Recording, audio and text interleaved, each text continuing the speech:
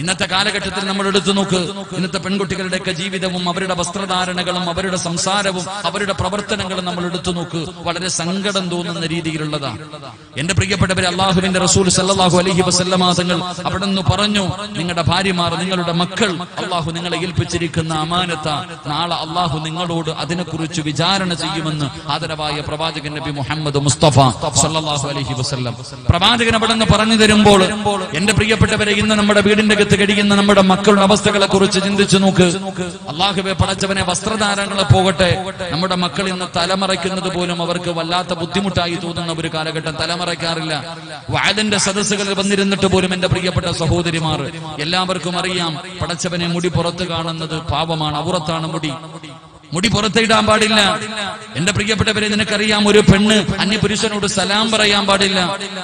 ഒരു അന്യപുരുഷന്റെ മയ്യത്ത് പോലും പെണ്ണ് കാണാൻ പാടില്ല, ആണും കാണാൻ പാടില്ല. പരിശുദ്ധമായി ദീൻ പഠിക്കുന്നതാ.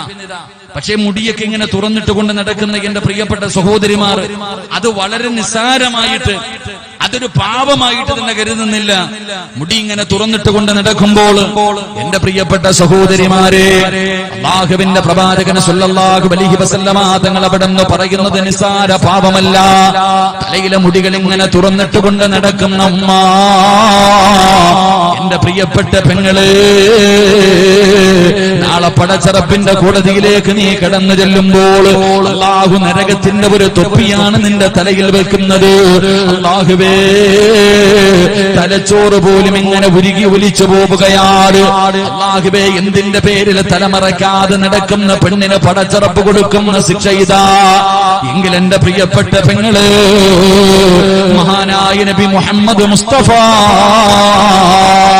സല്ലല്ലാഹു അലൈഹി വസല്ലമ തങ്ങൾ 1400 വർഷങ്ങൾക്ക് മുമ്പ് ലോകത്തിന്റെ നേതാവിന്റെ മുന്നിലേക്ക് ഒരു പെണ്ണ് കടന്നു വരികയാണ്.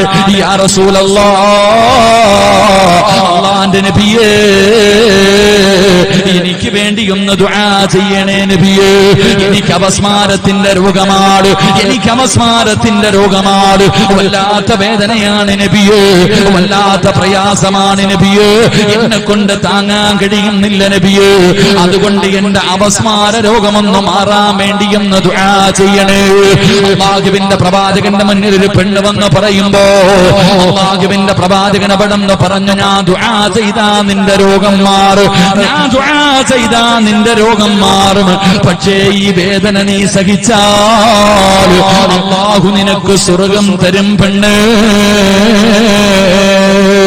പ്രവാചകൻ അവിടെ നിന്ന് പറഞ്ഞു, ഞാൻ ദുആ ചെയ്താ നിന്റെ അപസ്മാര രോഗം മാറും, പക്ഷേ നീ ക്ഷമിക്കാൻ തയ്യാറായാൽ അല്ലാഹു ഇതിന് പകരം സ്വർഗം തരുമെന്ന് മുത്തുനബി അവിടെ നിന്ന് പറഞ്ഞു കൊടുക്കുമ്പോൾ ആ പെണ്ണ് പറയുന്നു, യാ റസൂലല്ലാഹ്, എനിക്ക് വേണ്ടി ദുആ ചെയ്യണ്ട നബിയേ, ഞാൻ ക്ഷമിക്കാൻ തയ്യാറാണ്, എനിക്ക് സ്വർഗം മതി നബിയേ, എനിക്ക് സ്വർഗം മതി നബിയേ.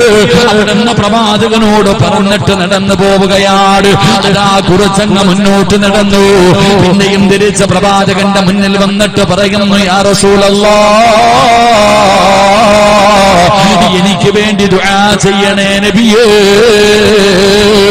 എന്റെ രോഗം മാറാനല്ല, എന്റെ അപസ്മാരം മാറാനല്ല, പിന്നെ എന്തിനാണ് ദുആ ചെയ്യേണ്ടതെന്നറിയുമോ? എപ്പോഴെവിടെ വെച്ചാണ് ഈ രോഗം വരുന്നതെന്നറിയില്ല. ഈ രോഗം വന്ന് പിടഞ്ഞു വീഴുമ്പോ എന്റെ ഔറത്ത് വെളിവാകുന്നു നബിയേ, എന്റെ ഔറത്ത് അന്യ പുരുഷന്മാര് കാണുന്നു നബിയേ.